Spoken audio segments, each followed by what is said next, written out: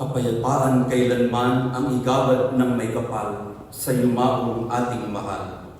Siya naway silayan ng ilaw na walang hanggan. Mga kapatid, bago natin ihatid sa huling hantungan si Nora, pag-ukulan natin siya ng huling pamamaalam. Ipahayag natin ang ating pagmamahal sa Kanya. Tanggapin natin ng maluwag sa kalooban ang Kanyang pagpanaw. Umasa tayong makikita-kitang muli sa piling ni Jesus.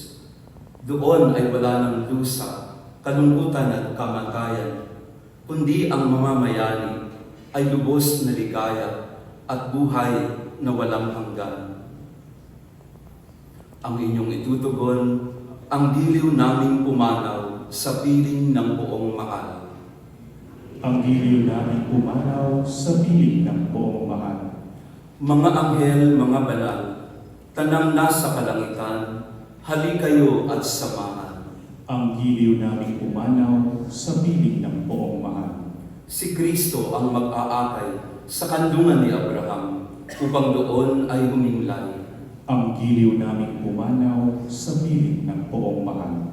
Sa ilaw na walang hanggan, kapayapaan kailanman pagkamitin ng may kapal. Ang diliw naming pumanaw sa piling ng buong mahal.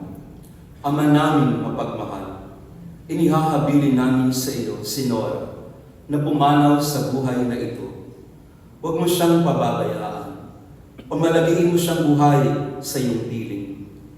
Alang-alang sa iyong awa at pag-ibig, patawarin mo sana ang kanyang mga pagkukulang at nagawang pagkakasala, dala ng kanyang kahinaan.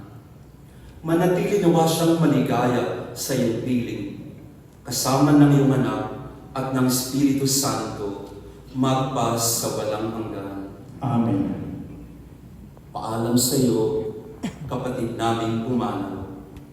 Mapasapiling ka nawa ng buong may kapal. Ang pagpapala ng Diyos ay baunin mo, Nora, sa ngalan ng Ama at ng Anak at ng Espiritu Santo. Amen. Sa paraiso, magkikitang muling tayo. Samahan ka ng mga santo. Kahit na may nauuna, tayo rin ay magsasama upang lagi tayong maligaya sa piling ng Diyos Ama. Amen.